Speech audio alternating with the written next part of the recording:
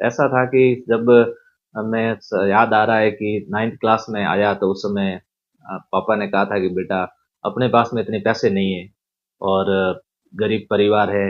मैं स्कूल के अंदर एक चपरासी की पोस्ट पर हूँ, तुझे पता है तेरी बहनों की शादी करनी है और स्थिति अभी बहुत विकट है। तेरा बड़ा भाई लकड़ी पे काम पे चला गया, तू भी पीछे पीछे चला गया, वहां चला जा। मैं भी चला गया वहां पर, लेकिन वो जो परिस्थितियां थी मेरे अनुकूल नहीं थी। मैं वापस आता हूँ, फिर बालोतरा के एक फैंसी की दुकान पर महीना भर वहां पर भी मैंने काम किया। फिर भी मुझे वहां लगा कि ये भी मेरे लिए अनुकूल नहीं है, और फिर मैं वापस आकर के और तय करता हूँ कि कुछ मैं बड़ा करूंगा। तब ये बात कहता था, मैंने एक दिन पापा से मेरी जब लड़ाई हुई तो मैंने कहा था पापा को, मैं टिप्पण देने गया था स्कूल के अंदर। तो पापा ने कहा कि तू जा घर और या तो मजदूरी कर ले या खेत में काम कर ले। मैंने कहा पापा वो जो अंदर बैठे हैं ना उनसे बड़ा बनूंगा। तो मुझे बहुत गालियां दी थी कि तू बड़ा बनेगा, फालतू में मेरी मजाक कर रहा है। आज पापा कहते हैं कि वास्तव में बेटा तूने बड़ा काम किया। उसके बाद मैं लगातार पढ़ाई करता था, इतनी पढ़ाई करता था कि कई बार मतलब 7-7 दिन नहीं, महीना निकल जाता था, मैं सूर्य को नहीं देखता था। सूर्य को नहीं देखने का मतलब बाहर नहीं जाना। आप रूम छोड़ के बाहर मत जाओ। मेरा कसम थी कि मैं 20 दिन तक सूर्य के दर्शन नहीं करूंगा। तो 20 दिन तक यदि सब्जी नहीं है या दूसरी नहीं है तो जैसी स्थिति है वैसे चला लूंगा, या किसी दोस्त को कह दूंगा कि आप ला करके दो, लेकिन मैं बाहर नहीं जाऊंगा। मतलब ऋषि मुनियों की तरह मेरा पर्ण लिया हुआ था। इतना जबरदस्त प्रण था कि वो ये चीजें मैं आज बच्चों को या किसी माध्यम से कहता हूं तो लोगों को ऐसा लगता है कि ऐसा किया जा सकता था। बिल्कुल मैं ऐसा करता था। एक छोटा सा रूम था, 8 बाई 10 का, उसके अंदर खाना बनाना, रहना, और अपने आप के अंदर इतना पॉजिटिव था कि मैं बहुत कुछ बड़ा करूंगा, बहुत अच्छे से करूंगा। लोग मेरा इंटरव्यू लेने के लिए आएंगे, लोग मुझे पूछेंगे कि आपने ऐसा क्यों किया। आज ये सच में आप लोग जो पूछ रहे हो ये मेरा सपना था। मतलब ये आंखों में आंसू आ रहे कि मैंने कभी सोचा नहीं था कि ऐसा भी कभी हो सकता है कि एक चपरासी का बेटा इस मुकाम पर पहुंच सकता है। और मैं इस मुकाम पर पहुंचा। इसके पीछे एक ही रीजन था, मेहनत। बहुत मेहनत की, बहुत दबा के मेहनत की।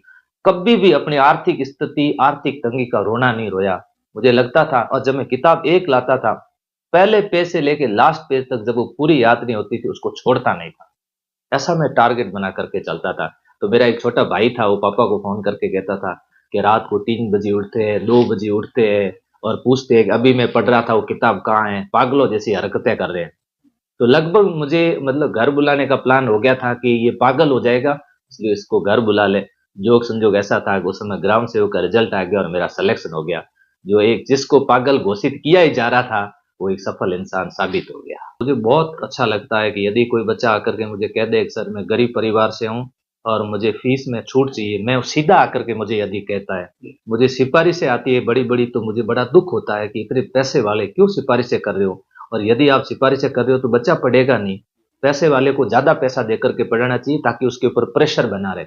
गरीब बच्चा यदि सीधा मेरे पास में आता है, मैं आपको बताऊं कि बच्चा कोचिंग के बाहर वाले गेट पर वहां पर जूते खोलता है, और वो जूते खोल करके वहां से यहाँ तक आता है। उसको ऐसा लगता है कि मैं सर के पास जाऊंगा तो कैसे जाऊंगा। ऐसे बच्चे, मैं उन बच्चों को कहना चाहता हूं आप बिल्कुल ना डरे, सीधे मेरे पास में आए। कोई सिफारिश, यदि आपकी कोई सिफारिश करने वाला नहीं है, ये आपका भाई आपकी सिफारिश करेगा, आओ मेरे पास में। मुझे बहुत अच्छा लगता है वो बच्चे से मेरे सामने आके बैठते हैं, मुझे लगता है कि थैंक्स गॉड, आज आपने मुझे इन लोगों के लिए कार्य करने के लिए आपने मुझे सक्षम बनाया है और मैं दिल से उनका काम करता हूँ। मेरे अनुसार सफलता का मूल मूल मंत्र है सेल्फ मोटिवेट, सेल्फ स्टडी। जब हम लोग सेल्फ मोटिवेट नहीं है और सेल्फ स्टडी पे ज्यादा फोकस नहीं करते, आज मैं कोचिंग इंस्टीट्यूट चलाने के बावजूद भी ये कहता हूँ सेल्फ स्टडी ज्यादा से ज्यादा करो। खुद अपने आप से सेल्फ मोटिवेट रहो। I can do, I can do, मैं ऐसा कर सकता हूं। आप जिस दिन से ये मन में विचार लाते हो कि मैं ऐसा नहीं कर सकता, आप कभी नहीं कर पाओगे। आपको सारी ये जो प्रकृति है ना, इस प्रकृति की सारी ताकतें आपको हराने में लग जाएगी।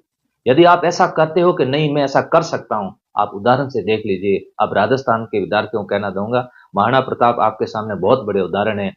अकबर जैसे इतने बड़े शक्तिशाली बादशाह के सामने भी उनका कॉन्फिडेंट लेवल देखो आप। वो कहते थे कि मैं कभी युद्ध में हारूंगा नहीं, तो प्रकृति थी ना वो भी उनका साथ दे रही थी और उनको पॉजिटिव आगे बढ़ा रही थी। मैं विद्यार्थियों आपको यही कहना चाहता हूँ, विद्यार्थी लोग मुझे पूछते हैं सर मोटिवेट होने के तरीके बताओ, सर पढ़ने के तरीके बताओ, सर मन को कंट्रोल करने के तरीके बताओ। और कल की बात बताऊं, मुझे एक सवाल पूछा एक बच्चे ने, सर मोबाइल की आदत छोड़ने के तरीके बताओ। मुझे ऐसा लगता है कि आपका पढ़ने का मन नहीं। शायद आपको ऐसे तरीके और मोटिवेट चीजें देखनी है तो सुबह शाम एक बार अपने माँ बाप की तस्वीर देखो, उनको याद करो, उनके एडियो में जो है ना वो आ रही है लकीरें, उसको देखो। इससे बड़ा मोटिवेट कहीं पर भी नहीं मिलेगा। मोटिवेट 2 मिनट के लिए आपको मिल सकता है, लेकिन जीवन भर आपको मोटिवेट रहना है। रास्ते पर चलते रहिए, करत करत अभ्यास की, जड़मती होत सुजान, रसरी आवत जावत के, सिल पर पड़त निशान। एक पत्थर के भी रस्सी दो टुकड़े कर सकती है। और अरे आप तो मानव हो, इतनी आपके अंदर आईक्यू होती है, आप क्या नहीं कर सकते। उठो जागो, तब तक ना रुको जब तक अपने लक्ष्य को प्राप्त नहीं करते हो।